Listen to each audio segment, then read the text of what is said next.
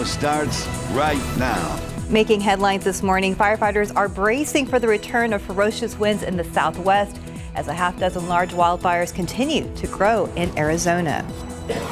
Outside with live cam, cloudy and muggy. That seems to be the situation we've been in all week long. Hopefully this cloudiness and this mugginess will translate into something a little more, shall we say, tangible?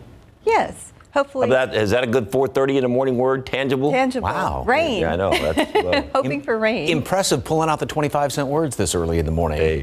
Very good, Mr. Sears. Yes, it will translate into something more tangible as far as precipitation and rain by late Sunday, Monday. First of all, yeah, I mean, we're finishing up the week just like we started it, and it's been the same thing pretty much each and every day. Warm and humid, lots of clouds out there. Don't be surprised if you run into a little bit of mist. Anybody run into any mist this morning driving into work? A bit. Did you? Okay, I didn't see anything, so it may be just scattered about here and there. Roads could be a little on the damp side. Temperatures are in the low 70s right now, a couple of upper 60s here and there, 10 degrees above normal. Dew points remain extremely high, upper 60s and low 70s around here.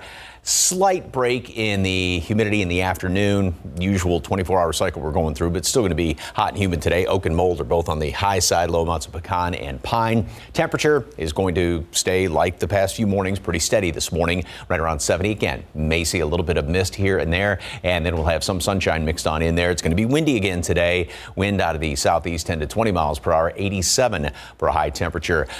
Do it again tomorrow and starting off Sunday. Then Sunday night is when we start to see sort of the transition and the chance for some rain to move into the picture, and then going into Monday. All those details coming up in just a couple of minutes. Steph, David. Thank you, Mike. This morning, police are looking into a shooting that happened last night near Trinity and Guadalupe. And now, so far, they have a weapon found during that investigation. Our crew saw police pull a large gun from a gold car while officers looked into a white pickup truck. Now, firefighters confirmed one person was taken to the hospital. We asked officers for more details in the case, but have not heard an update. In your morning headlines, wildfires. We're going to join an ABC package right now. It was chaos to just get in the car and leave as fast as you can. This morning, at least a dozen large fires are burning across 3 states, forcing evacuations and destroying homes. I was crying very hard. I was sitting in Safeway parking lot, just watching the flames bellow over the top of my roof. Near Flagstaff, Arizona, the so-called tunnel fire exploding to more than 20,000 acres. Dozens of buildings reduced to ashes as the fast-moving fire burns out of control. I looked out the back window and I saw the flames kind of rolling through our property and our back deck. This family escaping their home just minutes before it was engulfed by flames. I was in the car driving away and I saw, the house burning. Firefighters working round the clock to stop the spread, but erratic winds and tinderbox conditions are fanning the flames. The environment is not very friendly. It was blowing 70 miles an hour. Rocks were hitting everybody in the face. And now red flag warnings are in effect from Texas to Nevada and reaching as far north as Nebraska. The historic drought in the west is further threatening the firefight. A new report showing record low rainfall totals in California. Experts already voicing concern about the upcoming fire season. Yeah, we're almost at the point of begging the public, do not start fires. They are getting out of control very quickly, and we're resource depleted. In Colorado, investigators say a drone is to blame for this blaze. Researchers were studying severe weather impacts when the drone crashed and sparked the grass fire. Experts say climate change is to blame for the droughts, and they say more wildfires are adding to record levels of air pollution. Dion Lim, ABC News, New York. Texas' oldest death row inmate has been executed for killing a Houston police officer during a traffic stop nearly 32 years ago. Carl Wayne Bunchen was given a lethal injection last night at the state penitentiary in Huntsville. He was sentenced to death for the June 1990 fatal shooting of Houston police officer James Irby. Bunchen's attorneys had claimed his execution would be unconstitutional, in part because so much time had passed following his conviction. But the U.S. Supreme Court declined to delay the execution. At 78, he was the oldest person Texas has put to death in modern times. He was also the first inmate executed in Texas this year. Former President of Honduras, Juan Orlando Hernandez, was extradited to the U.S. yesterday on charges tied to drug trafficking, weapons, and conspiracy. Prosecutors say Hernandez conspired to protect and profit off smugglers moving cocaine across South America and into the U.S. He was president of Honduras from 2014 until January of this year. The DOJ says starting in 2014, Hernandez partnered with trafficking groups and received millions of dollars using the money to enrich himself and stay in power. In exchange, he helped protect the groups from investigation and extradition and let them get away with acts of violence. And new satellite images from Ukraine show apparent mass graves near Mariupol, where a local official says that are accusing Russia of burying up to 9,000 Ukrainian civilians to conceal the slaughter taking place there. The ruined port city is now almost entirely under Russian control. The images emerged just hours after Russian President Vladimir Putin claimed victory in the battle for Mariupol. That's despite the presence of an estimated 2,000 Ukrainian fighters who were still holed up at a giant steel mill. Meanwhile, President Joe Biden has pledged an additional $1.3 billion for new weapons, economic assistance, and help to Ukraine. Time now, 4:36 and 72 degrees for now. Still ahead, how students at a local high school are training for the worst case scenario when it comes to preparing for their future careers. Also up next, the latest on the off-the-field drama surrounding Cowboys owner Jerry Jones. And your traffic authority, Stephen Cavazos, is on his way in to talk about all this, but there's not much to talk about right now. It doesn't look like, does it? So, he break for him on a Friday. Yeah, I mean, it's 4:36, so yeah, we're okay for right now. I mean, now's the time to head out on the roadways. The road's looking good. A little humid out there, though, 72 degrees. We'll be right back. Pro football coverage, powered by Davis Law Firm. A woman who sued Cowboys owner Jerry Jones, claiming he is her father, has dropped her lawsuit against the team's president and general manager, but she still wants a DNA test to prove her point. The lawsuit filed by Alexandra Davis claims the Jones had a relationship with her mother back in 1996 that resulted in her birth. Davis claims that her mother entered into an agreement with Jones that would financially support them both as long as they did not publicly identify him as her father. More information on that triple header and high school football headed to the Alamo Dome in August to help kick off the 2022 season. It's the KSAT Pigskin Classic. It's going to feature 3 games showcasing 6 of the best teams in the greater San Antonio area. It'll open with what has been referred to as the town and country rivalry between the Reagan Rattlers and the Smithson Valley Rangers. This is also going to mark the first game for the Rangers since they have been moved to 5A for the next couple of seasons. Competing now in 12 5A Division I. That also includes Bernie champion MacArthur, but opening their season with a 6A team in the Rattlers.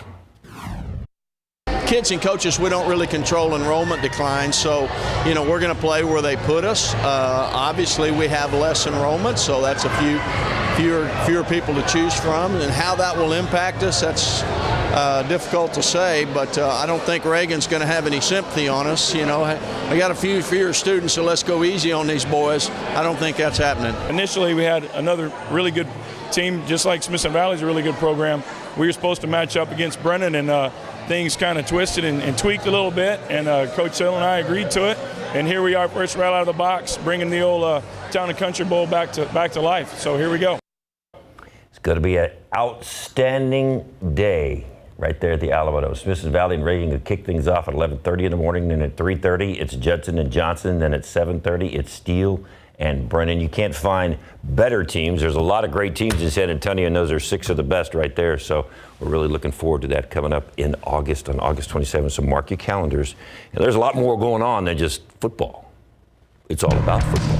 It's going to be a big day. Yeah. And the San Antonio Missions tried to put an end to their losing streak in Amarillo last night. Missions got out to an early lead, but 2 4-run innings from the Sod Poodles again spoiled the Mission plans. Amarillo won again by a final of 8-5. The Missions have now lost 9 in a row. The Sod Poodles. Those Sod Poodles are tough, man. Fierce. Those are brutal creatures. I know. You look at the mascot and you're like, oh, it'll be okay. Well, no, Apparently. not at all. Apparently not. Time now, 4:42 and 72 degrees for now. Still ahead, how students at a local high school are getting some very real hands-on experience before they get into their careers. Also next, Elon Musk forging ahead with his bid to buy Twitter.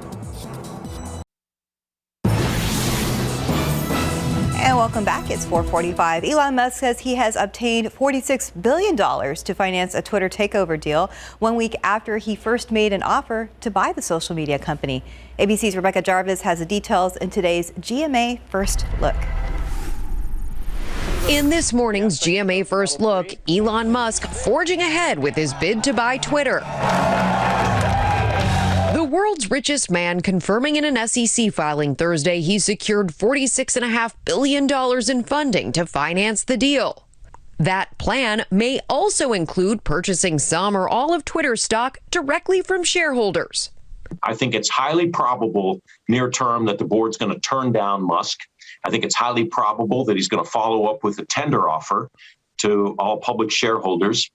And I think it's very uncertain whether 50% of them are going to sell their shares to Musk.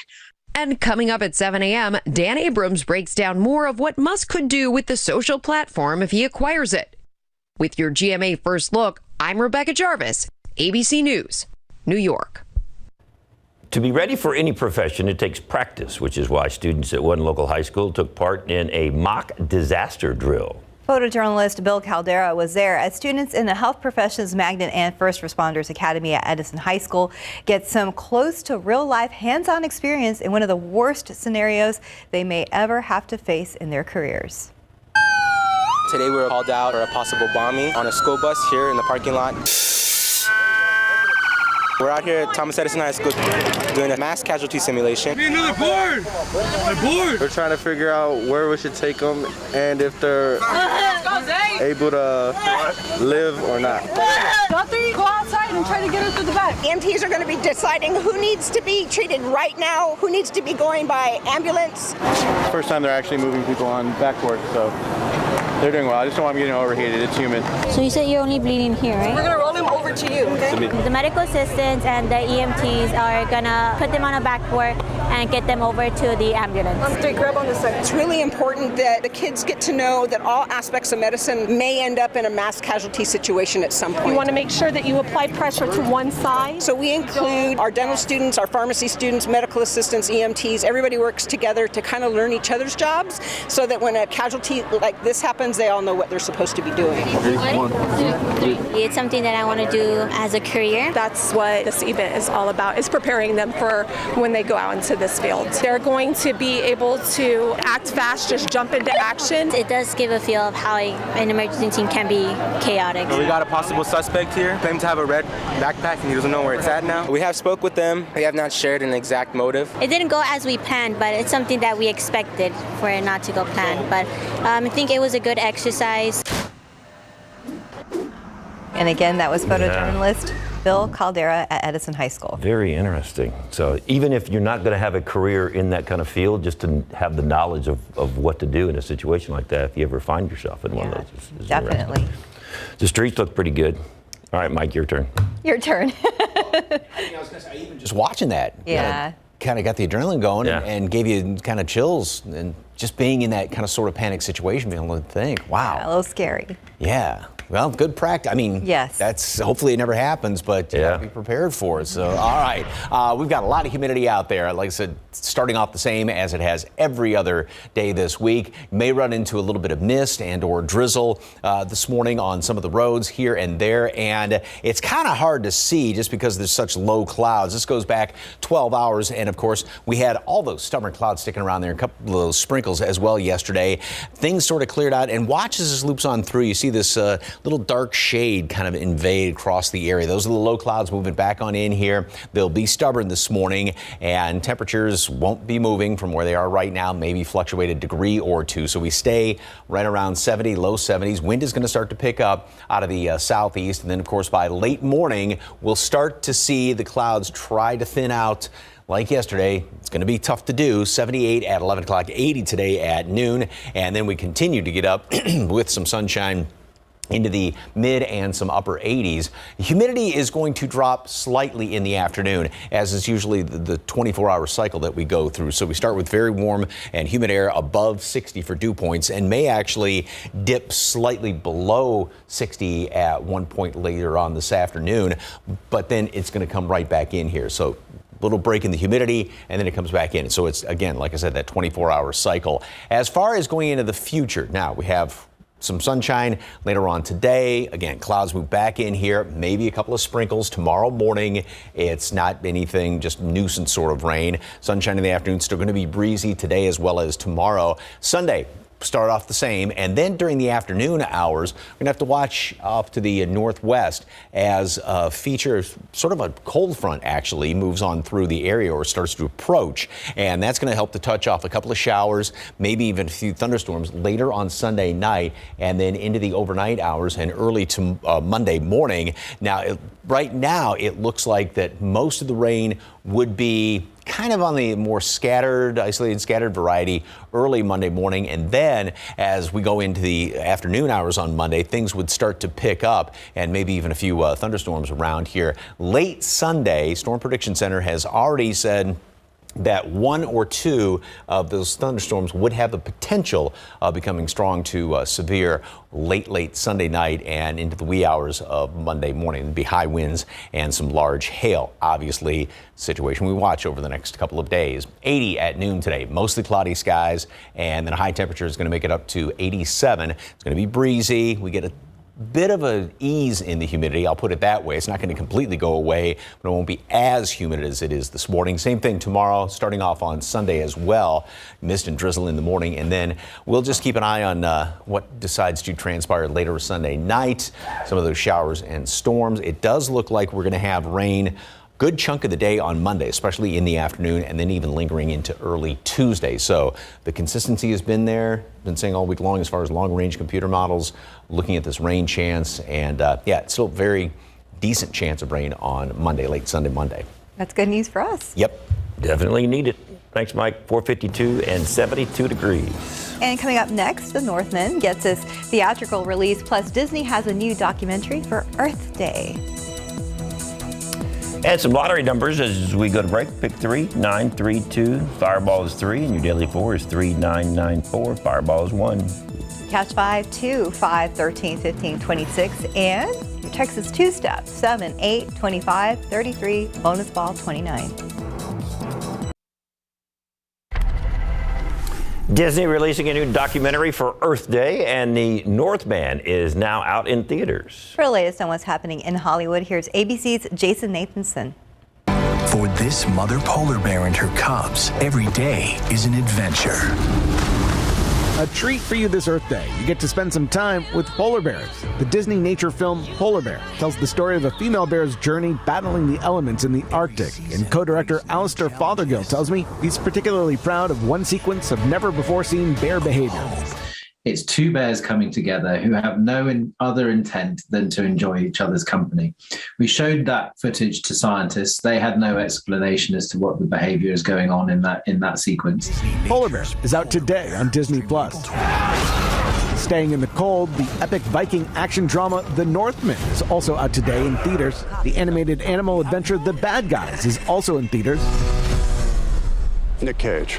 Along with the super meta Nicolas Cage comedy, The Unbearable Weight of Massive Talent.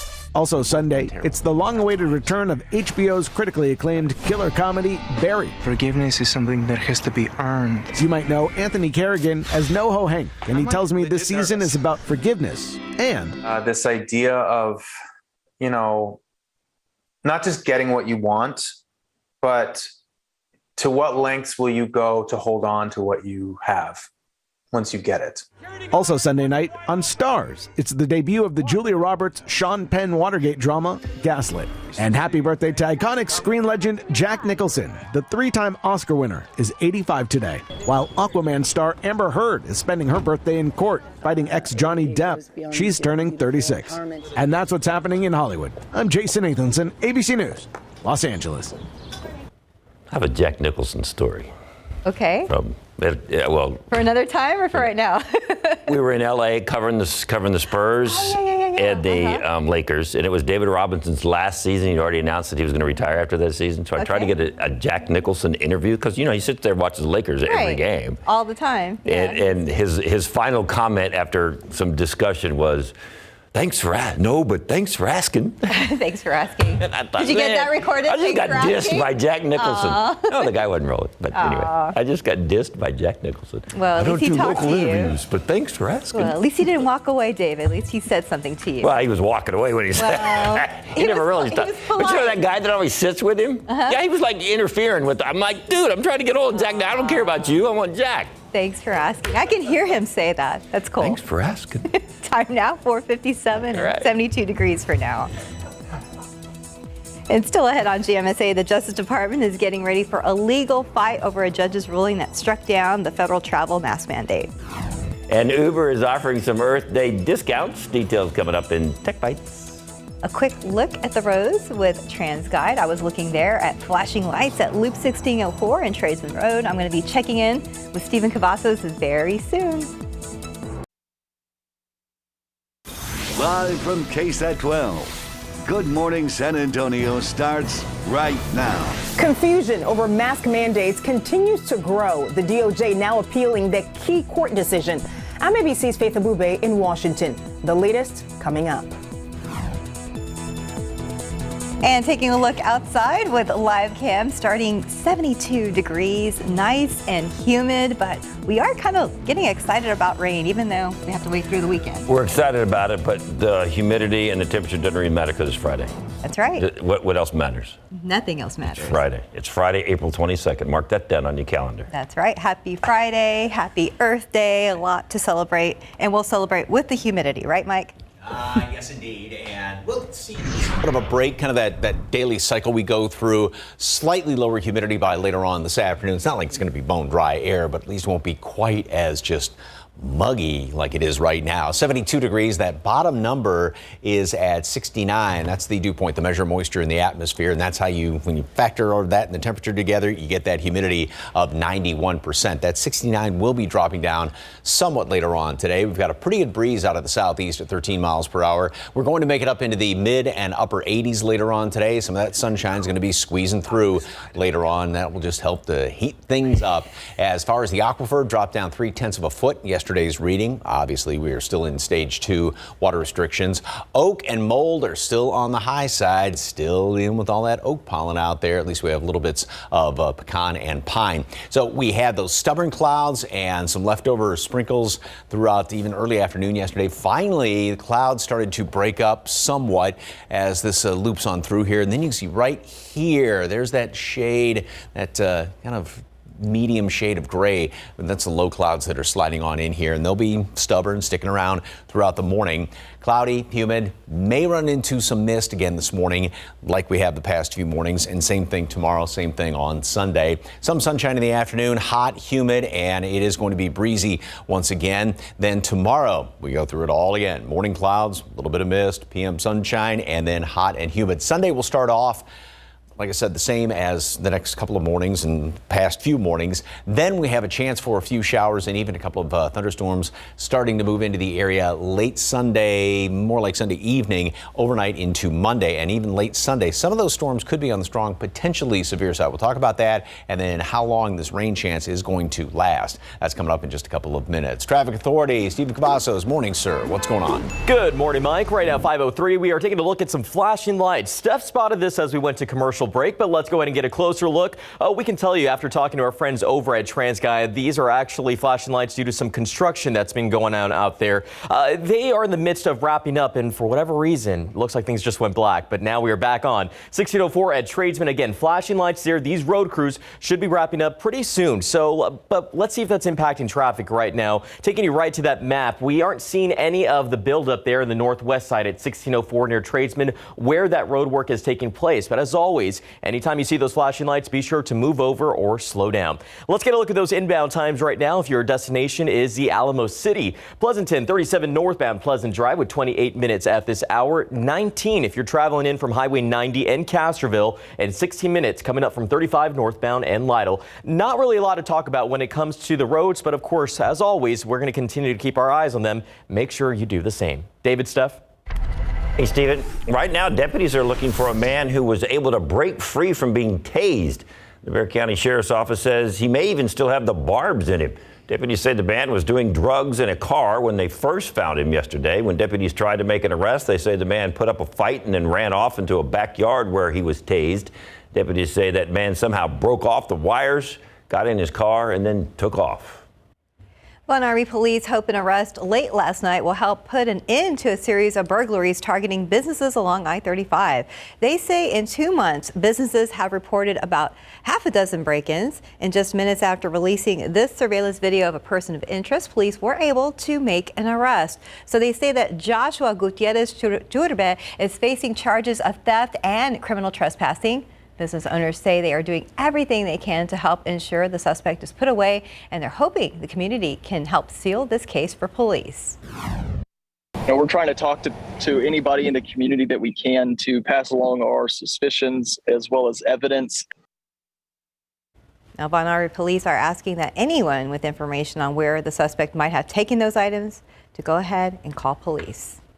Nearly 7 months after a brutal murder, San Antonio police are releasing new video in hopes of catching 40-year-old Christopher Olivares' killer. This video is 2 weeks prior to Olivares being stabbed to death in his own home.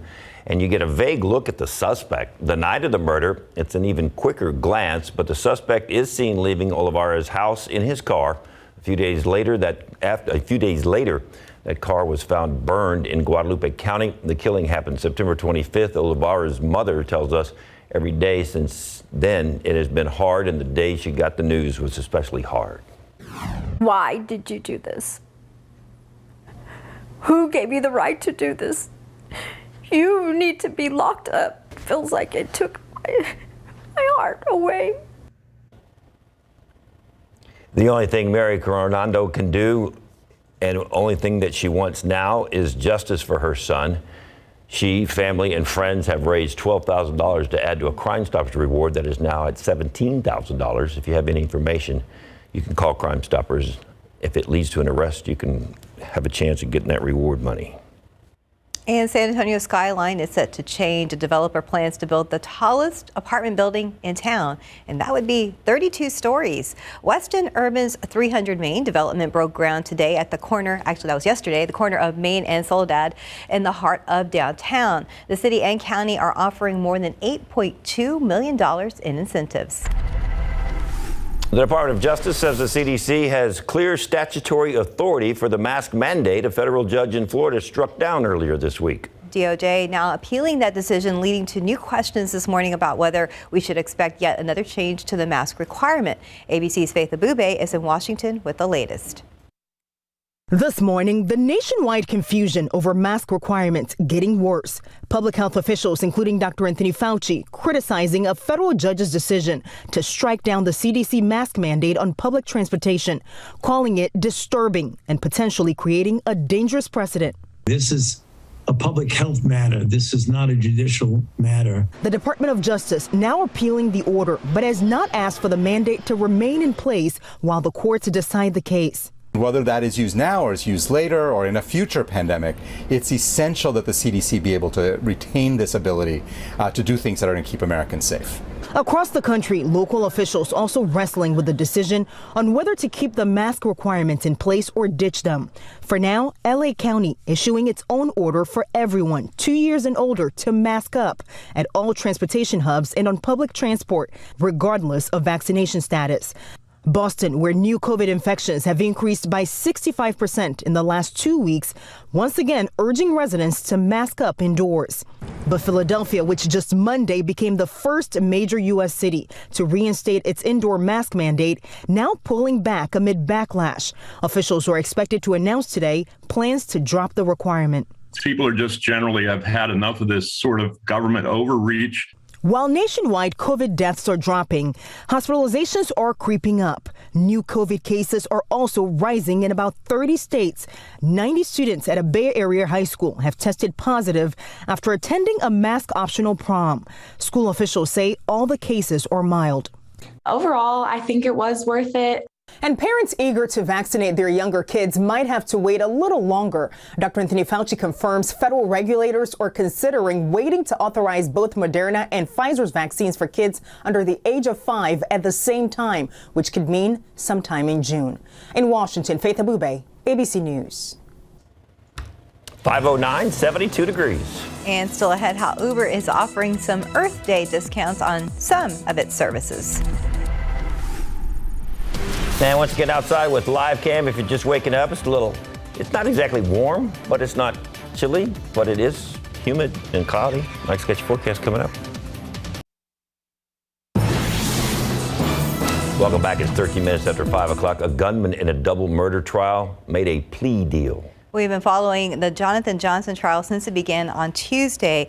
And during that 3-day trial, just as the jury was going to see new evidence, Johnson ended the trial by changing his plea to guilty. He admitted he killed 2 people and injured 2 others at the Robin's Nest Apartments back in 2019. You took their lives away. They were so young, and I don't know I will ever forgive you for taking my baby away. I hope God will, because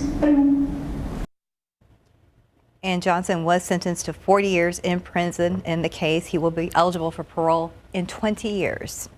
It is now still 5:13, almost 5:14 though, 72 degrees. There you go, 5:14. Boom. It will happen. Still ahead, how Spotify is opening up video podcasting to everyone in the U.S. Ever wonder what everyone's doing on their phones? They're banking with Bank of America. The groom's parents, they just found out they can redeem rewards for a second honeymoon. Romance is in the air. Like these two. He's realizing he's in love and that his dating app just went up. Must be fate. And Phil, he forgot a gift, so he's sending the happy couple some money. Digital tools so impressive, you just can't stop banking. What would you like the power to do? How is he still playing? Aspercream Arthritis. Full prescription strength. Reduces inflammation. Don't touch my piano. Kick pain in the Aspercream. I'm a ganiac, check my jaws. My clothes smell so much fresher than before. Try Gain Flings and you'll be a ganiac too. The only detergent with OxyBoost and Febreze. Today's Tech Bites, Uber is kicking off Earth Day by permanently dropping the surcharge on its environmentally friendly cars. Riders who request an Uber Green hybrid or electric vehicle will no longer pay an extra $1. And for the next week, there's a $1 discount for going green with Uber cars, e-bikes, and e-scooters. Spotify is expanding access to video podcasters. That means creators can now upload video content to go along with audio output. Spotify says it's also offering new tools and features, including ways to monetize those podcasts. BTS is coming to Apple Fitness Plus. The K-pop band's music and choreography are the basis of new dance workouts in the Apple service. They're part of Apple's Artist Spotlight series, and they launch next week. In addition to BTS, the sessions also feature ABBA and Queen. Took long enough. Hope it was worth the wait. Sure, it'll all work out. Those are your Tech Bites. I think he's funny. Dude's got jokes. Yeah, he does. Like that. It's a Friday. Why not? Yeah. Stephen also has jokes sometimes. Sometimes. And listen, Andrew's jokes are worth a chuckle every now and then. But let's get a look at the roads. I am just all smiles over here because we're not spotting major problems. Highway 46 traffic is moving. Well, again, no delays, but we know that there's still some road work that's taking place out toward Loop 1604 at Tradesman. I was catching the corner of my eye here on our TransGuide cameras. We are still seeing those flashing lights, so that means crews are still out there working to improve the road. So just give them plenty of room. Thankfully, there's not going to be anything that's going to cause any congestion or slowdowns for that early morning drive. But as I mentioned, the work at 1604 does continue. This was some bridge construction that we mentioned a little bit earlier over on the northwest side. Keep in mind that should have wrapped up around 5 this morning. What we are seeing there is the eastbound main lane full closure near Bandera Road to Kyle Seal Parkway, but this work is continuous. So although we're going to see this part of it finish, we know that there's still some time that 1604 needs to get that work done. So just make sure to pack your patience this morning with that cup of coffee. And as always, let's give our viewers some time to grab their phones out. We will toss you our QR code. So again, this takes about maybe 2 seconds. We tried it out and timed it out yesterday. Open your camera app and you scan that QR QR code that will take you directly to the KSAT traffic page, and that will have a full list of closures in your area and anything that could impact your morning drive. And we will be updating this list with some new information regarding closures, not just here in San Antonio, but in the Schertz area as well, a little bit later today. So this will be coming handy. So again, always make sure you have your phone handy when you're watching GMSA. Yeah, it helps. Every day. We have ours here, so we get to, you know, it takes actually less than 2 seconds. Yeah, we timed it out yesterday with Mark, and it didn't take long to pull that up. So it's helpful information. Everybody's got a QR code. Yeah. I don't have one. You should have get one. one. Do you have a QR code? No. We had a story yesterday where football players put QR codes on their backs. It's like, what? Yeah. But then no numbers. Yeah, no numbers. Yeah, but the that QR was, code. That was tricky though, because Yeah, you know, they're not still. They, Yeah. you know, you're like, hold on. It's like- This is true. We'll Mike, see. you don't have a QR code? No. No. Okay. I don't think so. either. I don't know. Anything on my No, back? there's nothing on your Anything on my back, David? We did put a sticky note with a QR code. I can. Oh, see, that'll work. We can make one for you though. Put a QR code on. Yeah, let's do it. A homemade one. No, I get in trouble if I go like this. So. Sticky note. Anyway, we've got lots of clouds, humid conditions. Steven, did you see any mist or anything coming into work this morning? No, I didn't catch anything. Okay, I didn't. Stuff Not you on said you I-10. saw a little bit. So there's little, just not some, much. scattered here and there this morning. Maybe a damp spot on the road. Plenty of low clouds hanging around. Temperatures are going to stay steady in the low 70s all across the board. The wind does pick up out of the southeast, of course, and that just continues to pump in all the humidity. And we'll make it in the upper 70s, then 80 at noon. Sunshine then starts to squeeze through some of the clouds later on today. A little bit more in the way of sunshine squeezing on through. 87 for a high temperature. Excuse me. And again, breezy conditions. All right, as far as the humidity, we are going to see a slight drop in it later on this afternoon. It goes through that 24-hour cycle, and then it's going to come back in overnight. So we'll do the same thing all over again tomorrow. Morning clouds, afternoon sunshine. A little bit of mist, drizzle, perhaps even a light little sprinkle here or there. Not anything of any consequence this morning, tomorrow morning, Sunday morning at all. Just that sort of nuisance stuff. Then we get into Sunday late afternoon and evening. We're going to start to watch a cool front head in our direction. That's going to help to touch off some showers and even a couple of thunderstorms late Sunday and then in the overnight hours early Monday morning. This particular model keeps the majority of the rain further off to the kind of west and northwest through the first portion of the day on Monday. Then as we get into Monday afternoon, we start to see more of that rain move across the area. As far as rainfall totals, now this is not going to be any sort of a drought breaker, but it's going to be nice to see as of right now.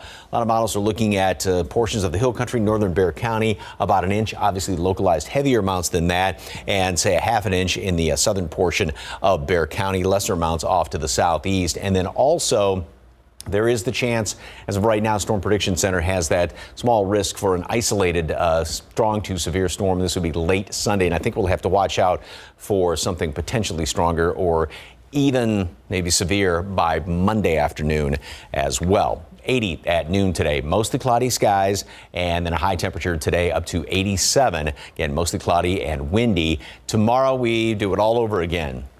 Lots of clouds in the morning, lots more humidity, mist, drizzle, upper 80s starting off Sunday. And then late Sunday is when we start to watch for some of those showers and thunderstorms. And then especially, some overnight into Monday, but especially then getting kind of going again late in the day, later on in the afternoon, Monday and later Monday night.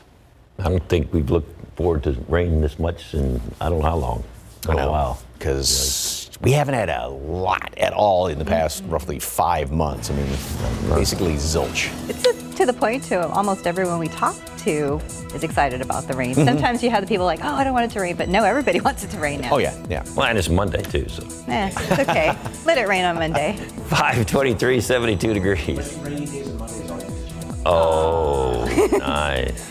And coming up next in your morning spotlight, The Mandalorian talks about his unbearable weight co-star's impact on his career, and Disney uses drones to film its new documentary. Starring in a movie with Nicolas Cage about Nicolas Cage was a welcome role for actor Pedro Pascal. CNN's Rick Damigella has more details in the Hollywood Minute. Can you just stop stalling and answer the question? What is your third favorite movie of all time? Paddington 2. What? Like his The Unbearable Weight of Massive Talent character, Pedro Pascal is a big fan of the films of his co-star Nicolas Cage. I grew up watching movies, and so many of those movies starred Nicolas Cage from the 80s up until now. And I wanted to be an actor my whole life, and his performances were the most influential, really. Welcome to the Arctic, one of the harshest and most breathtaking places in the world. Disney Nature's new documentary used the latest technology to bring viewers into the frozen world of the polar bear. Drones actually was a critical breakthrough for this film. In the past, we did aerials from helicopters, and bears didn't really like helicopters, understandably. And the new drones, which literally have come out in the last 4 or 5 years at a 4K resolution, almost silent, and that allowed us to get all the angles and also to really give you a sense of place, because the Arctic is a stunningly beautiful place. Narrated by actress Catherine Keener, Polar Bear is now streaming on Disney+. In Hollywood, I'm Rick Damagella. So there's some trivia for you. Pedro Pascal, apparently he spent some time in San Antonio. Yeah. When he's a kid, huh? That's pretty cool. Says he was raised in Orange County and San Antonio, Texas. I'm sure he liked here better. Probably. I'm sure. Who wouldn't? 528, 72 degrees. And still ahead on GMSA, waking up in the U.S. Friday, we're going to tell you about the charges a former Honduran president is facing after helping drug cartels in the U.S. And a PlayStation may be joining Xbox when it comes to adding commercial ads to free-to-play video games. We'll tell you when it may start happening. Coming up. Making headlines this morning, a former Honduran president is in the U.S. this morning facing charges related to helping drug cartels. And taking a look outside with Live Cam, we are finishing off the week kind of like the way it started, warm and humid. Good morning. It is Friday, April 22nd. Happy Friday, happy Earth Day. To celebrate, we bring you the humidity. Yes, and hopefully rain. Or should we say just continue with the humidity? Right. And it's definitely going to greet you as you open up the door this morning. Temperature is in the low 70s. It's almost identical to what we were yesterday. The dew point, measure moisture in the atmosphere, is well up in the upper 60s. Anytime you get above 60, you definitely start to feel it. And we've got still a pretty good breeze out of the southeast at 13 miles per hour. And as that southeasterly wind continues to pump in all the moisture around here, we may see and have seen a couple little spots of some mist around the area this morning, even a light little sprinkler too. Nothing of any consequence other than making the roads kind of slippery. All right, we're jumping into the future, and this is Sunday into Monday. A little taste. All week long we've been talking about long-range forecasts and that chance of rain on Monday, and it's still there as far as that chance of rain. So this is looking promising. About an inch of rain is forecast in the northern portion of Bexar County and out into portions of the hill country, and then southern portion of San Antonio, about a half an inch of rain, lesser amounts off to the east. And of course, there could be some localized heavier amounts on top of that. And this is Sunday night into Monday, and then especially later on Monday. We're going to talk more about that coming up. Oak and Molder on the on the high side, low amounts of pecan and pine. And throughout the day, we will have a lot of stubborn clouds this morning, and then finally some sunshine trying to squeeze through at noon. 80, 87 for a high temperature today. It is going to be breezy tomorrow. Repeat of today, and we start off that way on Sunday. Then we start to see those rain chances move into the picture later Sunday. More on that in just a couple of minutes. Traffic Authority, Stephen Cavazos. What's going on, sir? We're keeping a track of 1604 at Tradesman, and now this is some road work that was due to be morning. We are now a little past half an hour, so you can see that those flashing lights are still out there. We do know those TxDOT crews are working to improve the roadways, so we want to make sure that drivers give them plenty of room to wrap up and get that equipment out of there. It could take a little bit of time, but it's not really causing any issues when it comes to your commute. As you can see right here on our map, green across the screen. If you are heading out the door right now, you will have the roads to yourself, but make sure to take it easy out there. And there's no need to rush, especially if you plan on traveling into San Antonio. I-10 traveling in from Seguin on those westbound lanes. It's about 30 minutes to downtown San Antonio. 22 if you are heading up from 87 and Lavernia, and it looks like a 28-minute drive for our friends down in Floresville and those northbound lanes of 181 and 37. So no need to rush again. Enjoy your cup of coffee before you head out the door, but make sure to watch out for these crews who are working to, again, improve the roadways. We'll watch this area closely and give you those updates as the morning does roll on. David, Steph. Thank you, Stephen. New this morning, San Antonio police say they tried, but they couldn't keep up with a man on a motorcycle. He is someone they believe was breaking into mailboxes at a Northside apartment complex. Katrina Weber is on Blanco Road north of Wurzbach Parkway with a live report. And Katrina, we understand police are still actively searching for that man. Well, that's right. Up until about 5 or 10 minutes ago, we had about 4 or 5 officers here in this apartment complex. We also saw many more along the streets searching for that man who they say broke into the mailboxes here. We can actually see some of the damage here on this cluster mailbox. You can see how that whole section is pried open. Police got this call before 5 o'clock this morning. They arrived here at the Bandera apartments, and they apparently caught the suspect either in progress or just after. They say that he was on an all-black motorcycle wearing a black helmet, and he sped away. But as he did, police say he dropped a bag, which they have recovered here in the parking lot. They were not able to tell exactly if it contained all the mail that was stolen or exactly what's inside, but they took that with them to process that later on. And again, they're still searching this area for that man who they say was caught breaking into these mailboxes. They're trying to determine if he's responsible maybe for others in the area. So all of this still under investigation. Reporting live on the north side, Katrina Weber, KSAT 12 News. Thank you, Katrina. This might be one of the highest profile drug busts in U.S. history. The former president of Honduras is now in custody. He is accused of using his power to help violent drug cartels bring cocaine into the U.S. CNN's Amy Kiley has the details. Soy inocente. That's former Honduran President Juan Orlando Hernández saying he's innocent. La injusticia en cualquier lugar.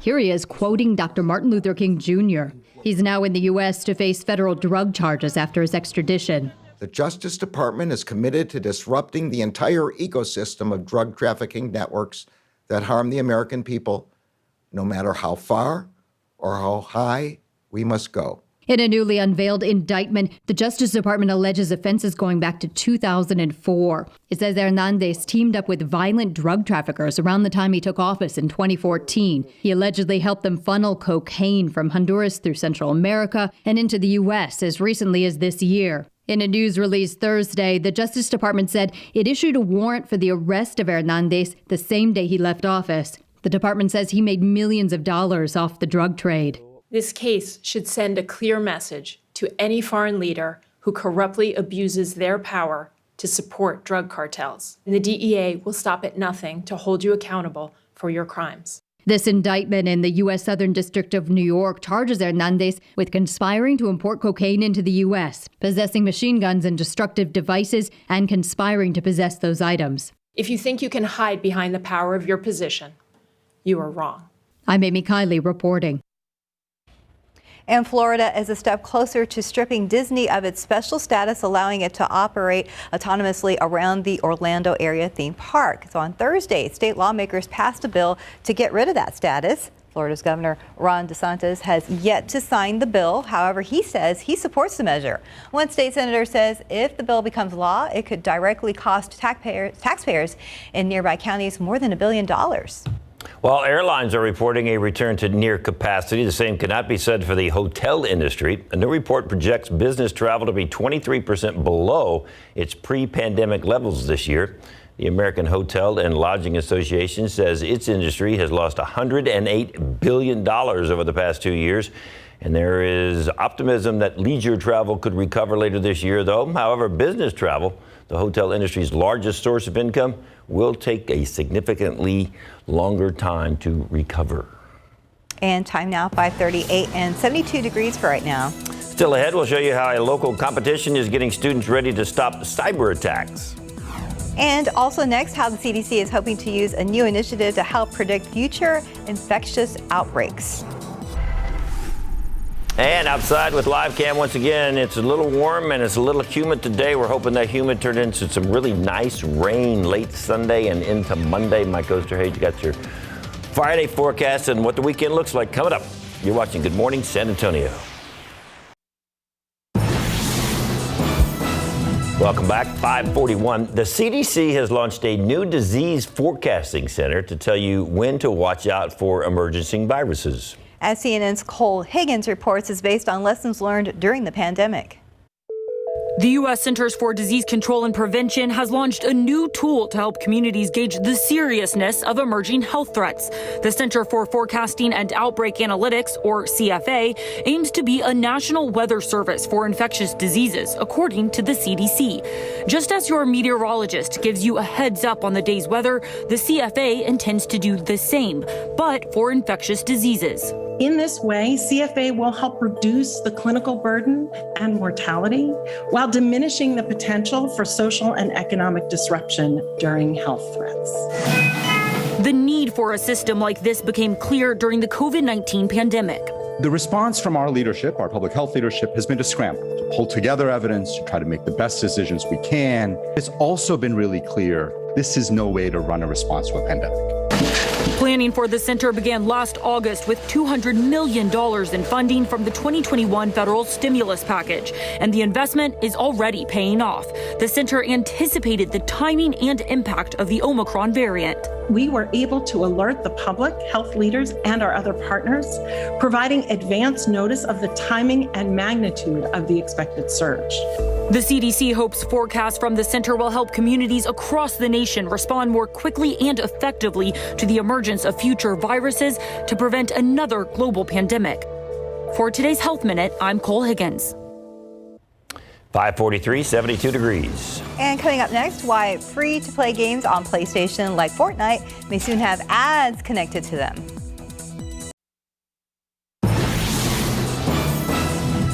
From global to local cyber attacks, these threats are becoming an everyday part of life. RJ Marcus tells us about a 3-day competition in San Antonio, taking students out of the classroom and giving them a real-life experience to stop cyber attacks. College students from around the country have descended upon San Antonio for the National Collegiate Cyber Defense Competition. The goal, to work as a team to stop potential cyber attacks. It's not a movie where somebody gets on the keyboard and types out a few strokes and magically the world's saved, right? It takes a team. In one room, the Red Team, a volunteer group of cybersecurity professionals working on a plan to trip up these students. The attackers are doing different things to take down the services, to cause disruptions. It's now up to the students to solve the problem in real time. It's a competition, right? They want to win, and they really want to show that they have the skills to defend their network from the cyber attacks. 170 schools registered for this competition, and we're now down to the final 10 that are competing over the next 3 days. It's really taking that learning that the students do in the classroom and giving them a real-world scenario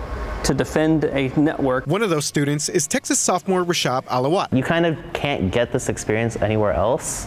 You kind of need it to be like properly created, properly done. His interest in the cybersecurity industry started at a young age. I first got into this background based on hacking video games. Now he's part of a team that will likely be the future of cyber defense in our country. Even if your school doesn't have programs that relate to cybersecurity, you can still find that niche and then join competitions. It takes all walks to help us, to really solve a problem that affects all of us, needs to be solved by all of us. RJ Marquez, KSAT 12 News.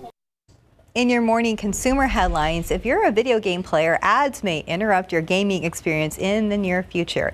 That's according to an insider report. So Sony is working to bring ads to free-to-play PlayStation games. The ads are meant to give game developers a way to monetize their work and encourage them to continue building free-to-play games. Now, it follows news last week that Microsoft is also pursuing a version of that concept. Both Sony and Microsoft's in-game ads are expected to launch by the end of the year.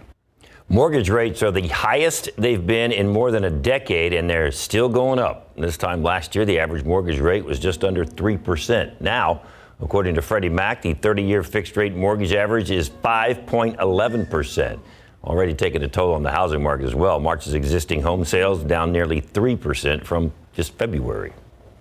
And we still have problems on tradesmen in 1604. Let's go ahead and check back with Stephen Cavazos. Well, hopefully those work crews will be able to wrap up pretty soon, but unfortunately, it looks like we have a new problem that we are adding to our list. David, Stephanie, let's get a look at TransGuide. If you can make out the shot here, it's pretty dark, but this is the on-ramp. I just got off the phone with our friends over there at TransGuide. Now, they tell us that this is a crash that took place in that location, and you can see that traffic is moving through there without any problems. However, not spotting flashing lights just yet, so we have to watch this area closely. closely, it is pretty dark out there. Let's take you right to the map because we are seeing that pinpointed in the northbound lanes of 410 at WW White. Again, no slowdowns yet, but I really want to get that wide view of the map because we are noticing a slight buildup here at 410 northbound at WW White over on the southeast side. So it does look like there could be potentially 2 incidents that are taking place along 410. I'll work to find that information out, but thankfully everywhere else looks pretty calm right now. Not spotting a slowdown just yet, but we are inching closer and closer to that morning rush hour, so we know that can quickly change. Guys?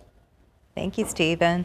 And looking forward to rain, but maybe not until late Sunday or early Monday? It's going to be later on Sunday and then the overnight hours. And I think we then pick back up. There may be kind of a lull in the action earlier on Monday. We'll still have a damp commute Monday morning, but then in the afternoon on Monday, it looks like we're going to see the rain chances definitely pick up then. Right now, boy, can't hardly even, if the lights weren't on, you couldn't even see the silhouettes of the buildings with all that humidity hanging out there in these low clouds. 72 right now. The only 2 60s on the map, 68 Los Maples and Bernie Stage. Everybody else is at least 10 degrees above the respective normals where we should be this morning, and temperatures aren't going to be moving pretty much at all, maybe fluctuating a couple of degrees. We'll have a lot of clouds around here. Wind, we've got a decent breeze this morning, and that's actually helping out as far as any fog trying to develop. It keeps the atmosphere stirred up a lot more, so we're not seeing any widespread fog with all this moisture around here. But with that moisture, there is some mist here and there, so just kind of watch out for that. A few damp spots on the roads. We'll make it up into the upper 70s late morning, and again, stubborn low clouds. Sun's going to try and squeeze through here and there, kind of like what we finally had yesterday afternoon, and then we make it up to 87 degrees. And yes, it is going to be on the breezy side with winds out of the southeast about 10-20 miles per hour, and then gusting at times on top of that. And once again, we're going to be going through that same 24-hour cycle. A lot of clouds in the morning, some sunshine in the afternoon, slight decrease in the humidity in the afternoon, and then that comes back up in the morning hours, and that will then lead to a little bit of mist or even some drizzle perhaps tomorrow morning. Same thing on Sunday morning. Then Sunday evening, we're still watching out to the northwest, and that's when we start to see those showers trying to develop, even a couple of thunderstorms. And this is going into later Sunday night, and then in the overnight hours, early wee hours of Monday morning. And that's where, at least the computer models are trying to keep the rain just off in portions of the hill country early on Monday morning. I think we still have a few showers around here for the morning commute on Monday. Then as we go into late morning and early afternoon is when the rain starts to pick back up, and we see more showers and thunderstorms on Monday. As far as the chance for anything strong to severe, right now, Storm Prediction Center, and this is the day 3 for Storm Prediction Center, and this would be late Sunday night, does have a couple of isolated potentially strong to severe storms, high winds and hail.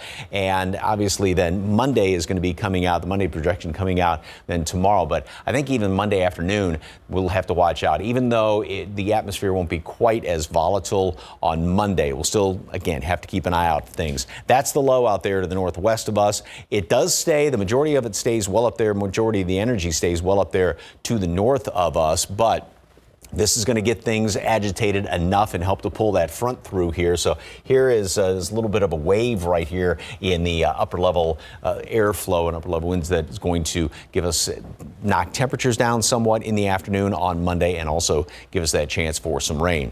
80 at noon, mostly cloudy skies. High temperature today does make it up to 87.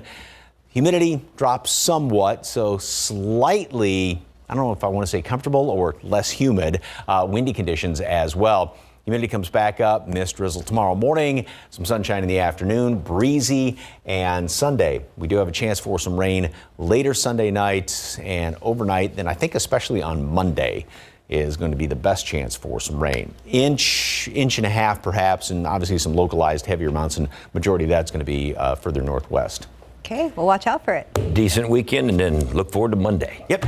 Thanks, Mike. 554, 72 degrees. Let's look at your winning lotto numbers. Pick 3, 932, Fireball 3, Daily 4, 3994, Fireball 1. Cash 5 is 2, 5, 13, 15, 26, and Texas two-step 7, 8, 25, 33, and the bonus ball is 29.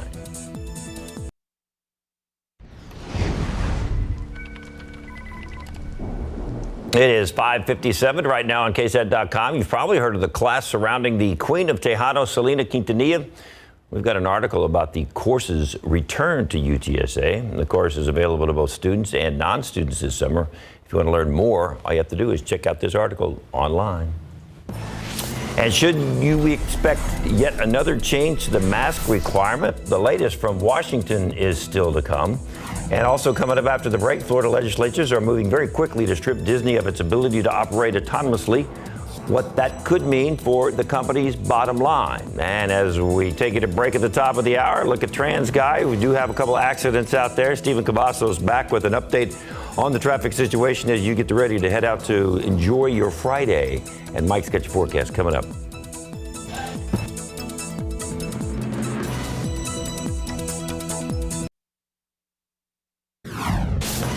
Tracking down a killer, investigators releasing new video in hopes of someone seeing something that can break the case wide open. And taking a look outside with live cam this morning, starting off humid once again. But we have good news. It is Friday and it's Earth Day. Live from KSAT 12. Good morning, San Antonio starts right now. And good morning. It is Friday, April 22nd. Happy Friday. Thanks for joining us. You made it to the end of the week. Yay. Good news. Good news. And also good news. We really need that rain. And it looks like it might be getting here pretty soon. Yeah, next couple of days. It's been, as I've been saying all week long, how the long-range computer models are consistent. Because sometimes long-range models, it's like, oh, we've got something coming up, 6 days down the road, and then the next day it's gone. But this has been really consistent and still holding true. So now the Storm Prediction Center is picking up on the fact we may get a couple of strong storms later on Sunday, and we're looking at some decent rain chances as well, decent amounts of rain. We're going to talk all about that coming up in just a couple of minutes. First of all, boy, you can just see the humidity in that picture. It is definitely out there, and that's what's holding temperatures, as well as the clouds, holding temperatures up about 10 degrees above normal. The respective averages all across the area. Most everybody's in the low 70s right now with all that humidity. Oak and mold are both on the high side. The updated pollen count is going to be coming out in about an hour and a half or so. And 70 today. Starting off, we may fluctuate a couple of degrees here and there, and lots of low stubborn clouds. Then the sun's going to squeeze through some of those clouds later on this morning. We get up to 80 at noon. Wind is going to start to pick up. We also already have a decent breeze out there, but it is going to be on the breezier side with wind out of the southeast, 10 to 20 miles per hour, and gusting from there. Then we top off at 87 later on today, and a slight drop in the humidity. Still have somewhat of a heat index to deal with, but it won't be as humid as it is right now. But then we do it all over again tomorrow. Talk about those rain chances coming in here Sunday and to start off next week. That's coming up in just a couple of minutes. Traffic Authority, Stephen Cavazos. Still got that problem out there? Yeah, we do. Unfortunately, Mike, for drivers that are trying to head through 410, you may encounter these flashing lights. Let's go ahead and get a closer look from TransGuide, because what we see there are first responders that have arrived to help these drivers out. We're not clear how many vehicles this is involved, but not sure if any passengers or drivers are injured, but we are seeing somewhat of a little bit of buildup there in this TransGuide camera shot. Let's go ahead and start there at the map, because where that crash is being reported by TxDOT is right here, Loop 410 northbound at WW White. So although we are seeing a little bit of a buildup there on the TransGuide cameras, our map isn't really reflecting that just yet. So that's some good news. That means it's still pretty early, but just give those first responders plenty of room. I do want to take a drive down here over to the southeast side. We talked about this a few minutes ago. There is an incident that's causing somewhat of a slowdown in the northbound lanes here at 410, also at WW White, but this is at South WW White. So this is an area that we have to watch closely, both on the east side and southeast side. Let's go ahead and give you a view of the map at 6:03. Other than that, other areas of town are looking pretty good. And if you are traveling into San Antonio, you are in luck. 25 minutes for our friends up in Bernie in those eastbound lanes of I-10. 281 southbound, David, 28 minutes. So I think you beat that slowdown coming into work this morning. 26 minutes if you are traveling in 35 and those southbound lanes coming in from New Braunfels. So good news there, but not looking too good here off of I-10 east at Loop 410. We're going to watch it closely and have more updates as the morning does go on. David, Steph. All right. Thank you very much, Stephen. Top stories this morning. Von Army police are hoping an arrest made late last night will help put an end to a series of burglaries targeting businesses along I-35. For 2 months now, police say businesses have reported about a half a dozen break-ins. Just minutes after releasing this surveillance video of a person of interest, police were able to make an arrest. Police say Joshua Gutierrez Tribby is facing charges of theft and criminal trespassing. Business owners say they are doing everything they can to help ensure the suspect is put away, and they're hoping the community can help seal this case for the police. We're trying to talk to anybody in the community that we can to pass along our suspicions as well as evidence. Von Army police are asking that anyone with information on where the suspect might have taken those items, ask them to call them at 210-622-0338. In your top stories this morning, San Antonio police releasing new video to catch a killer. This comes nearly 7 months after 40-year-old Christopher Olivares was brutally murdered. This video is from 2 weeks prior to Olivares being stabbed to death in his own home. You get a vague look at the suspect. The night of the murder, it's an even quicker glance. However, the suspect is seen leaving Olivares' house in his car. A few days later, that car was found burned in Guadalupe County. That murder happened back on September 25th. Olivares' mother tells us every day since has been as hard as the day she received the news. Why did you do this? Who gave you the right to do this? You need to be locked up. Feels like it took my heart away. And the only thing that Mary Coronado wants now is justice for her son. She and her family and friends have raised $12,000 to add to a Crime Stoppers reward that is now at $17,000 for any information that can lead to an arrest. The gunman on trial for a double murder takes a plea deal. Now, we've been following the Jonathan Johnson trial since it began on Tuesday. And during day 3 of the trial yesterday, just as the jury was going to see new evidence, Johnson ended the trial by changing his plea to guilty. He admitted he killed 2 people and injured 2 others at the Robins Nest Apartments back in 2019. A survivor in that shooting had already identified Johnson as the shooter. And now another survivor has addressed the court with an impact statement. You took their lives away. We were so young, and I don't know I will ever forgive you for taking my baby away. I hope God will, because Johnson was sentenced to 40 years in prison in that case. He also pleaded guilty to aggravated assault of a peace officer. He will be eligible for parole in 20 years. The FDA says it is testing baby formula given to a Rio Grande Valley infant who died last summer. Cynthia Salinas says her son was just 2 weeks old when she noticed he was sick. She says the only thing she fed him was Similac Pro Advanced Powered Formula. 6 months later, that same formula was placed under recall. Right now, the FDA says they are investigating one other death possibly linked to that formula. And now to the fire emergency in the Southwest. Conditions being described as extreme and critical with heavy winds expected today. And now new reports are warning about the historic drought and record air pollution levels. ABC's Dion Lim has the details. It was chaos to just get in the car and leave as fast as you can. This morning, at least a dozen large fires are burning across 3 states, forcing evacuations and destroying homes. I was crying very hard. I was sitting in Safeway parking lot, just watching the flames bellow over the top of my roof. Near Flagstaff, Arizona, the so-called tunnel fire exploding to more than 20,000 acres. Dozens of buildings reduced to ashes as the fast-moving fire burns out of control. I looked out the back window and I saw the flames kind of rolling through our property and our back deck. This family escaping their home just minutes before it was engulfed by flames. I was in the car driving away and I saw, the house burning. Firefighters working round the clock to stop the spread, but erratic winds and tinderbox conditions are fanning the flames. The environment is not very friendly.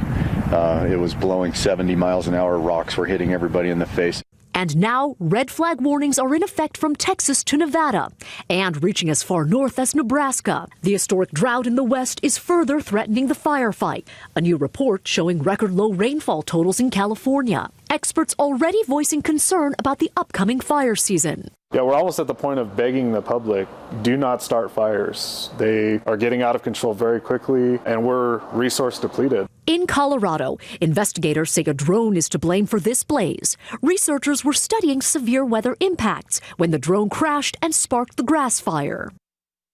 Experts say climate change is to blame for the droughts, and they say more wildfires are adding to record levels of air pollution. Dion Lim, ABC News, New York. You may not have to wear a mask on a plane anymore, but the FAA says you do have to act like you have manners. The zero tolerance policy on unruly passengers is now permanent. That means passengers who assault, threaten, intimidate, or interfere with a crew member's duties can be fined. As of this week, more than 1,200 unruly passengers have been reported to the FAA so far this year. Of those, almost 800 incidents were mask-related. Plus, the FAA has proposed its largest fine yet earlier this month, more than $81,900. That fine would be handed down to a passenger accused of threatening and attacking flight attendants and for even trying to open the cabin door. Progress continues to be made downtown. The city's skyline is set to change again. A developer is planning to build the tallest apartment building in town, 32 stories. Weston Urban's 300 Main development officially broke ground yesterday at the corner of Main and Soledad in the heart of downtown. The city and county are offering more than $8.2 million in incentives. 32 stories? Yeah, pretty high. That's moving on up. Yes, it is. Long way to take the groceries, I think. Time now, 6:10 and 72 degrees for now. They got an elevator in there, don't they? I know, You have to but walk up the stairs. I know, but you have to wait. You have to wait a long time. Maybe they have these stepped elevator Yeah, for groceries. yeah, the fast one. In honor of Earth Day, Uber is embracing a more green attitude and rewarding riders who request a hybrid or electric vehicle. The details coming up. And taking a look, actually, let's go back to this story. A woman claiming to be Cowboys owner Jerry Jones' daughter drops her suit against him, but wants something else in return. What that is coming up next in sports. And here's that live look outside with CityCam. You can just kind of see the humidity hanging around in the air. Mike's got you. Hopefully that's going to turn into some really nice rain on Monday. Mike will tell us about that coming up. You're watching Good Morning San Antonio. Pro football coverage powered by Davis Law Firm. A woman who sued Cowboys owner Jerry Jones, claiming he is her father, has dropped her lawsuit against the team's president and general manager, but she still wants a DNA test to prove her point. The lawsuit filed by Alexandra Davis claims that Jones had a relationship with her mother back in 1996, and that resulted in her birth. Davis claims that her mother entered into an agreement with Jones that would financially support them both as long as they did not publicly identify him as her father. More information on that triple header in high school football headed to the Alamo Dome in August. The help kick off 2022 season. The KSAT Pigskin Classic is going to feature 3 games featuring 6 of the best teams in greater San Antonio area. It'll open with what has been referred to as the town and country rivalry between the Reagan Rattlers and the Smithson Valley Rangers. This will also mark the first game for the Rangers since they have been moved to 5A for the next couple of seasons, competing now in 12 5A Division I. It also includes Bernie Champion and MacArthur. But opening their season with the 6A team in the Rattlers is going to be interesting. Kids and coaches, we don't really control enrollment decline, so we're going to play where they put us. Obviously, we have less enrollment, so that's fewer people to choose from, and how that will impact us, that's difficult to say. But I don't think Reagan's going to have any sympathy on us. I got a few fewer students, so let's go easy on these boys. I don't think that's happening. Initially, we had another really good team, just like Smithson Valley's a really good program. We were supposed to match up against Brennan, and things kind of twisted and tweaked a little bit, and Coach Hill and I agreed to it, and here we are, first right out of the box, bringing the old Town and Country Bowl back to life. So here we go.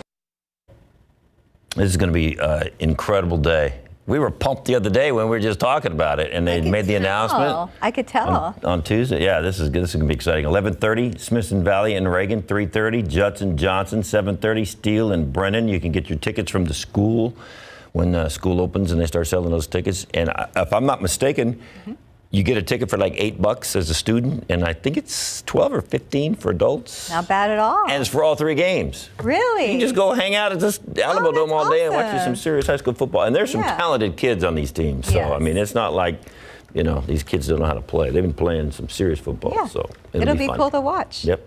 Definitely. And I was looking at the TransGuide cameras, problems on I-35 and Division, Stephen. Oh boy, they are adding up.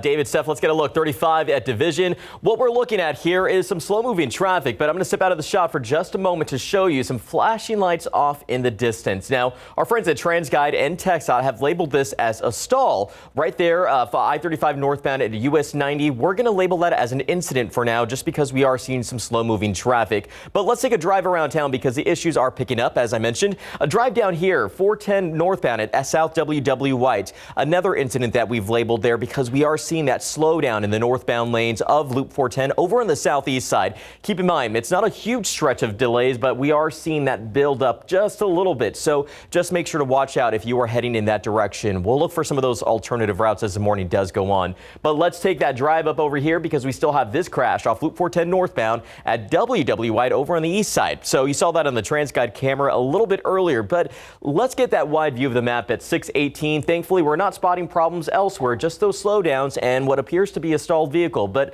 we're going to watch these areas closely. We are tweeting about this. I am getting on the traffic page just now, so time to bring out those phones. If you can, we'll leave it up for a few seconds. Open your camera app and scan that QR code as a quick reminder. That will take you directly to the KSAT traffic page, and that will have the latest on not just closures that are impacting your area, but anything that could really impact your drive time this morning. So pretty helpful tools, and of course we will be updating that page weekly. So again, open your camera apps and scan that QR code. Takes about 2 seconds or so. Yeah, not too long. There you go. And then put your phone away before you get in your car. Yes, no distracted driving. Actually, April is Distracted Driving Awareness Month. Oh, So that's really? good advice. Yeah, so we want people to make the smart decisions on the road. Yeah, no texting and driving and no filming yourself while you're driving. No, definitely not. I think people ought to put their phones in their trunks. Well, And then they can't get to them maybe at in the all. back seat.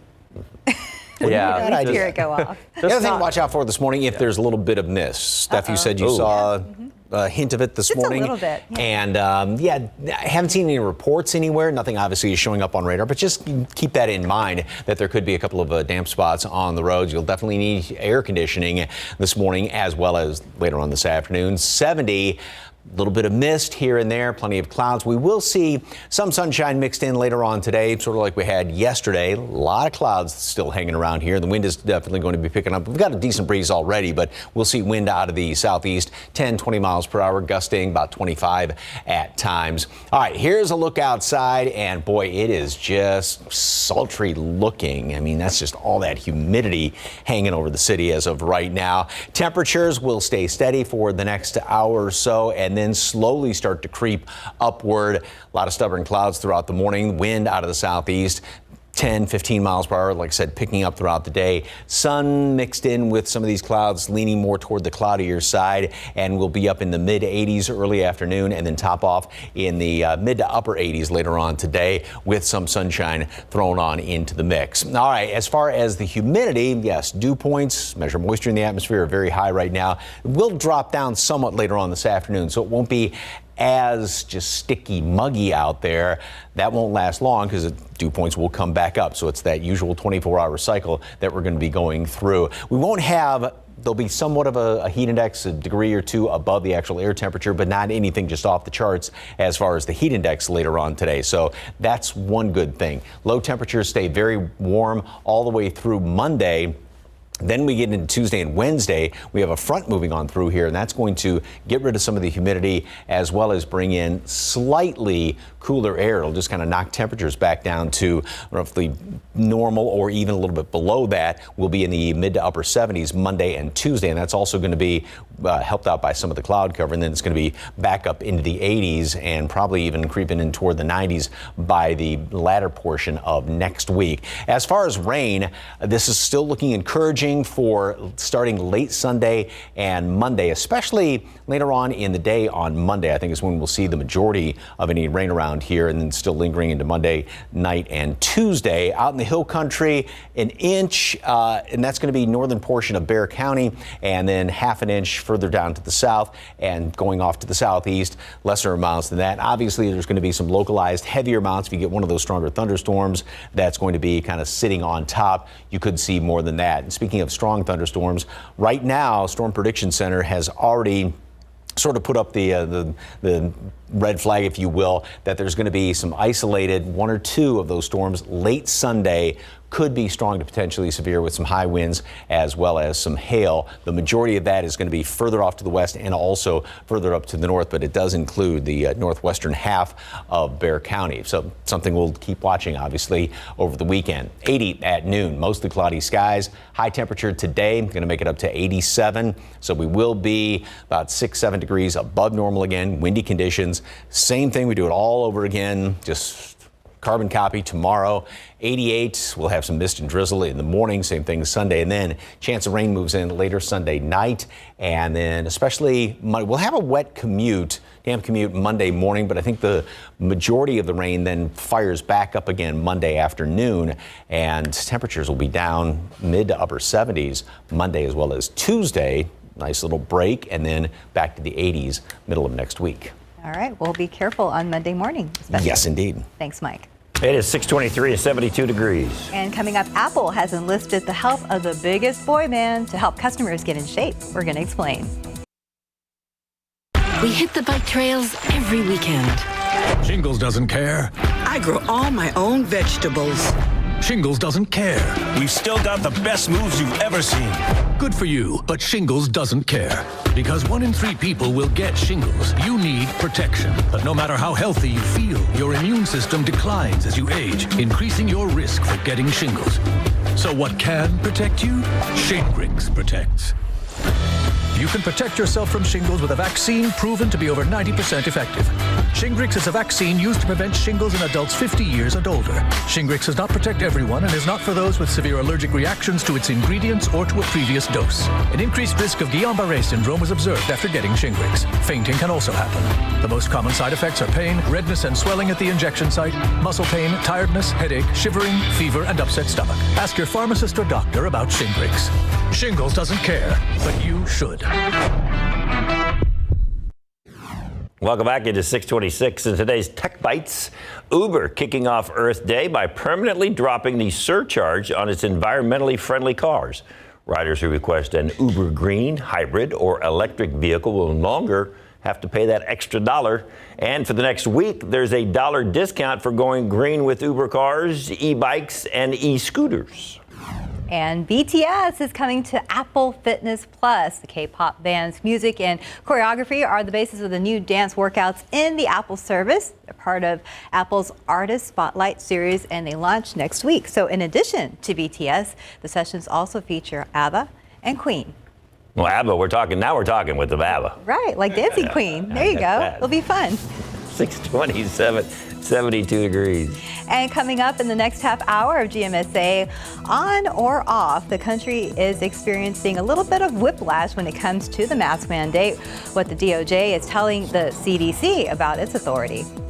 But first, a burglary suspect is on the loose this morning, and police are on their tail.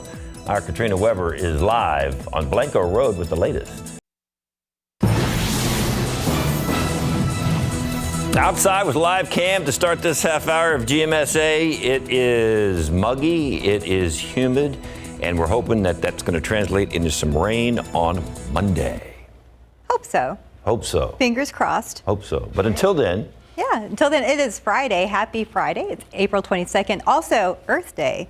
Happy Earth Day. Yeah, no snoozing today. No. If the alarm's going off, get up. Let's go. It's Friday. Yes, it's you can time sleep to in tomorrow. You can sleep in tomorrow, exactly. Right. Exactly. And this morning also, now we don't have any rain around the area, maybe some mist. You said you saw a little bit on the windshield. I didn't see anything, so it's going to be scattered about here and there. Just don't be surprised, those little bits of, hardly even worth using the wipers, but there may be some of it out there this morning. And yeah, lots of clouds like Dave was talking about. It is humid. We've got temperatures that are good 10 degrees or more above normal. That number, dew point, 69. You get above 60, you feel it. You get in the upper 60s, close to 70. You really feel it. Humid, muggy, however you want to describe it. Wind out of the east-southeast, 11 miles per hour. So a decent breeze out there this morning. It is going to get windier throughout the day. And all around the metropolitan area, we've got temperatures that are in low and even mid-70s. Plenty of humidity everywhere you go, and plenty of oak, plenty of mold on top of that. Pecan and pine are both on the low side. We have, again, cloudy, humid, mist this morning. Some sunshine thrown in later on today. Hot and humid, also very breezy. We do get somewhat of a break in the humidity later on this afternoon. Still going to be out there, but it won't be just quite as sultry as it is this morning, so we're not going to have any just outrageously high heat index readings later on today. Same thing tomorrow. Clouds in the morning, sunshine in the afternoon, hot, humid, and we'll start off Sunday like that as well. But then later on Sunday into Monday, we do have a chance for showers and even some thunderstorms. Still, it's looking like a good chance of rain, maybe half an inch to an inch in parts of the area. Some localized heavier amounts on that. We're going to get more specific with that coming up in just a little bit. But yeah, this is a very good chance at some rain, best we've seen around here in a long time. Details on that coming up in a couple of minutes. Traffic Authority, Mr. Cavazos, what's the very latest on the highways and byways? Well, Mr. Osterhazer, there hasn't been too much trouble for us here in the traffic lab and for drivers out on the road, but keep in mind, we are getting closer to that morning rush hour, so we're likely expecting to see that change in a matter of minutes. But let's take a look in a drive around town. 281 at Hildebrand. Looks like traffic's moving. Just remember to take it slow at that curb. It can be a little bit treacherous, especially if drivers are not slowing down. But 37 at Hackberry looks fine. But as I mentioned, there's been some problems out there. If you are just tuning in, we are keeping track of this crash off Loop 410 northbound at W.W. White over on the east side. But what we noticed here was a little bit of a buildup in the northbound lanes of getting on from I-10 west to Loop 410 north, and that's because that crash was actually picked up on the on-ramp. But it looks like things are clearing out on our map, and what I'm looking at over here on the side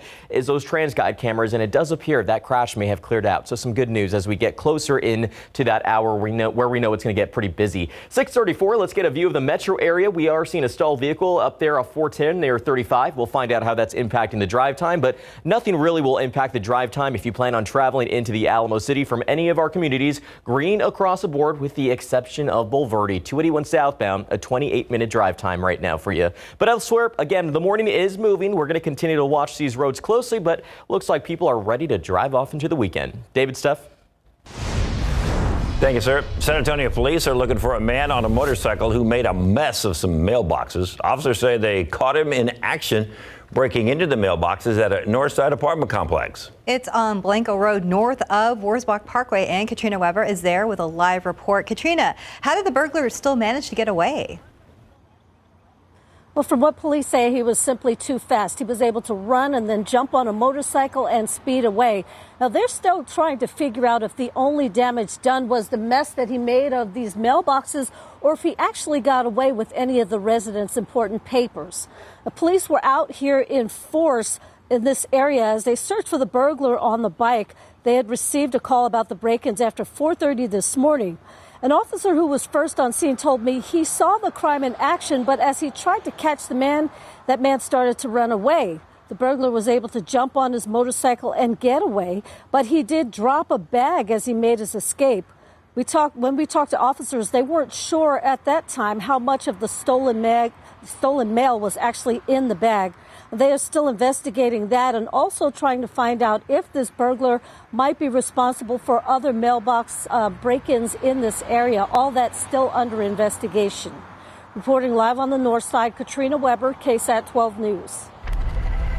Thank you, Katrina. And happening today, Beto O'Rourke will visit San Antonio. The Democratic candidate for Texas governor is holding a town hall at Pick's Bar at 3:30 this afternoon. So his campaign plans to address inflation and property taxes. This is one of several town halls that the campaign plans to hold in the coming weeks across Texas. O'Rourke's visit comes just after Governor Greg Abbott's visit. He was in town holding a roundtable discussion for law enforcement and safety. The governor brought up several other topics as well, including plans to bring up a constitutional amendment in the next session to raise bail amounts.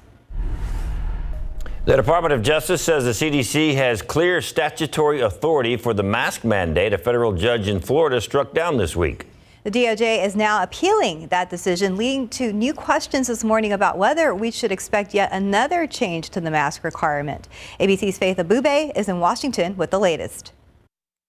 This morning, the nationwide confusion over mask requirements getting worse. Public health officials, including Dr. Anthony Fauci, criticizing a federal judge's decision to strike down the CDC mask mandate on public transportation, calling it disturbing and potentially creating a dangerous precedent. This is a public health matter. This is not a judicial matter. The Department of Justice now appealing the order, but has not asked for the mandate to remain in place while the courts decide the case. Whether that is used now or is used later or in a future pandemic, it's essential that the CDC be able to retain this ability to do things that are going to keep Americans safe. Across the country, local officials also wrestling with the decision on whether to keep the mask requirements in place or ditch them. For now, LA County issuing its own order for everyone 2 years and older to mask up at all transportation hubs and on public transport, regardless of vaccination status. Boston, where new COVID infections have increased by 65% in the last 2 weeks, once again urging residents to mask up indoors.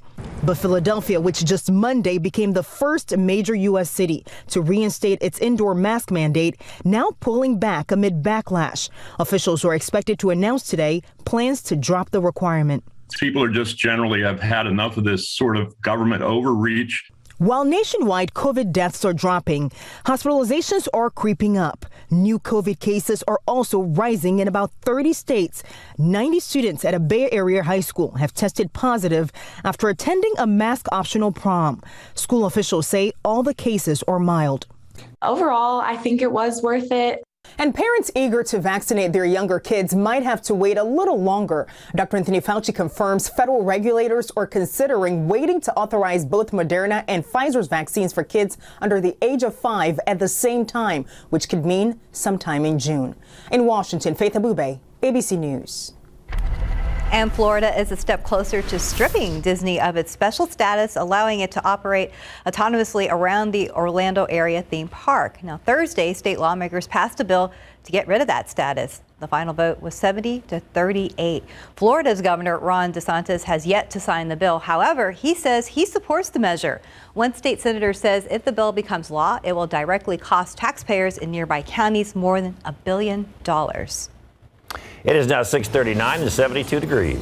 The group called Earthship Biotecture takes care of Earth by building homes that takes care of the planet Earth and you. Our Sarah Costa introduces us to someone who knows firsthand the benefits of an Earthship home. That's coming up next. And welcome back at 6:43 on this Earth Day. We take time to appreciate everything Mother Nature provides us with, and we focus on how we can take better care of her. One group called Earthship Biotecture. It takes care of Earth by building sustainable homes that don't just take better care of our planet, but also take better care of you. Sarah Costa spoke with someone who lives in an Earthship home and builds them, who says they're always ready to live comfortably without impacting the environment. With warmer climates, erratic weather, drought, your home could easily cost you lots of money in utility bills, endure damage, or lose access to necessities like thousands of homes did during the 2021 winter storm. It's why since the 1970s, architect Michael Reynolds invented the concept of Earthships, homes that can function independently and are also sustainable and friendly to planet Earth. You know, conventional housing is almost like being sort of on a life support system in a way. You know, the only way that conventional building can exist is with all these tubes and wires, you know, being connected up to it and mechanically sustaining it, where the Earthship has none of that. Phil Basehart has lived in an Earthship for over 20 years, builds them and educates others on how they work. Earthships are built with natural and recycled materials like tires, mud, bottles, and cans, with energy conservation in mind using things like solar panels. Earthships are uniquely designed to produce water, electricity, and food for the people that live in them. Get this, they are always 70 degrees inside, no matter the heat or cold on the outside, using a system of thermal mass, aka tires packed with soil, and passive solar heating. We also cool with convection, so we kind of harness these natural phenomena and heat and cool the buildings passively, and they're oriented towards the sun. Every drop of water that lands on an Earthship roof is used 4 times over, drinking, showering, flushing toilets, and then that gray water is used to water plants that generate food. So homes can subsist and even thrive without taking water from the ground or municipal sources. The biggest obstacle Basehart says they face can be city code violations, which is why most are built in rural areas. So there's ways around it, but yes, it can and has been challenging. Basehart says these homes are not only practical, but says living this way also helps out our planet. He says climate change is real, and real changes on how we live need to be made. So we do need to start to wake up to how our comfortable lifestyle here in the U.S. is impacting the environment around us, and it is a real thing. And there are solutions, and they're not uncomfortable solutions. Sarah Acosta, KSAT 12 News. And some Earthships can be expensive and luxurious, so some can cost up to $1 million. However, if you want a smaller or more affordable Earthship, you can learn to build yourself one. Earthship Biotexture has an education apprentice program that teaches their concepts and how to build your own. You can check that out on our website for more information. But do they blast off? It looks like they would. They look super expensive. Yeah. Yeah, You know. that's a lot of money. Let's go ahead and check in with Steven, and hopefully you have good news for us on this Friday. Yes. Well, 37 at Loop 410. I was about to say yes, but then I saw that TransGuide cameras pop up. We'll find out what's going on there before the show wraps, but you can see elsewhere traffic is moving as people are driving off into the workday, or maybe to drop the kiddos off at school, and if you are a lucky one, maybe to grab a cup of coffee. But be on the lookout. There is a stall over here off Loop 410 westbound at Harry Wurzbach Road. Bless you. Let's get a wide look at the map here.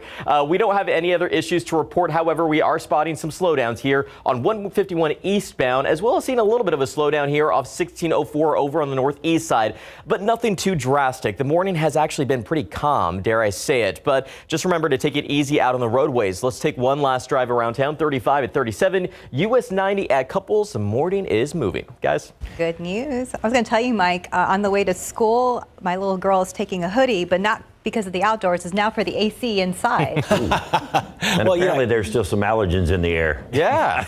I can hear it. You know, it's funny because when you are outside in all this humidity and you get that kind of dampness on your skin and even in your clothes, and then you get in the AC and it evaporates that quickly, you do get chilled very quickly. A little cold. You know, like we always say, in the middle of summer in the hottest days, if you got really, really dry air, you hop in a pool and get out and you're going to be really cold because the moisture evaporates so quickly, and it's a cooling process on your body. And that's on the flip side of that, why on a morning like this, you don't get very cool when you're outside because there's no room in the air for all that moisture to evaporate off your body and cool yourself. So yeah, plenty of humidity out there, and that's that with the cloud covers helping to keep temperatures very steady and 10 degrees above normal on average. We will keep a lot of clouds around this morning. Got a decent breeze right now. It's helping to prevent really any widespread fog out there. And then the sun's going to squeak on through by about noon, and 80 degrees, 82 at 1 o'clock. And we will continue up into the mid to and leaning toward the upper 80s later on. 87 for a high temperature. Wind out of the southeast at 10 to 20 miles per hour, gusting at times close to 25. Morning clouds, afternoon sunshine. Watch out even for perhaps a little mist this morning. Same thing tomorrow. Just little spots of mist here or there, even a light sprinkle, but nothing of any consequence. And then some sunshine in the afternoon. Same thing starting off Sunday. Then Sunday evening is when we start to watch out for some of those showers. Most are going to be off to the west as we go into Sunday night and even the early morning hours of Monday. I think we'll still have damp roads on Monday as it's looking right now, but the majority of the rain will continue to stay up there to the north throughout the morning hours. So there's a bit of a kind of a lull in the action here in town. Again, most of that rain off there to the west. And then throughout the late morning and afternoon hours is when more rain moves on in here. And that's going to be the potential for the heavier rain will be later in the day on Monday, as well as into Monday night and early on Tuesday morning. And then we will start to clear on out. Now, Storm Prediction Center already says late Sunday, very late Sunday, there is the chance for one or two of those storms to be strong, potentially severe. And the right on the edge of this area would be the northwest portion of Bexar County. Few and far between. High winds, large hail would be the biggest threats with that. Now, over this says the next 7 days, obviously, it's just Sunday through early Tuesday. About an inch of rain in portions of the hill country. Obviously, some heavier amounts. You get one of those thunderstorms to dump a lot of rain, but that would be the kind of broad brush, about an inch up there. And that's the northern half of Bexar County as well. And then lesser amounts down to the south and to the southeast. Good news is, now this won't be a drought breaker, but the most rain, the potential is there for the most rain that we've seen around here in months and months and months, and it will be definitely a welcome sight. 80 degrees, mostly cloudy skies at noon today, and high temperature makes it up to 87. Winds out of the southeast, 10-20 miles per hour, gusting on top of that. And tomorrow, humidity, even though it drops slightly this afternoon, it will come back in tomorrow morning. Mist, drizzle in the morning, sunshine in the afternoon. Same thing Sunday, breezy the next few days. And then that chance of rain late Sunday and Monday. All right. We're thankful for that chance of rain. Yep. Thank you, Mike. 6:51, 72 degrees. And taking a look outside with a live cam. But before we can get to that rain, we got to get through the humidity, right? 72 degrees. We'll be right back.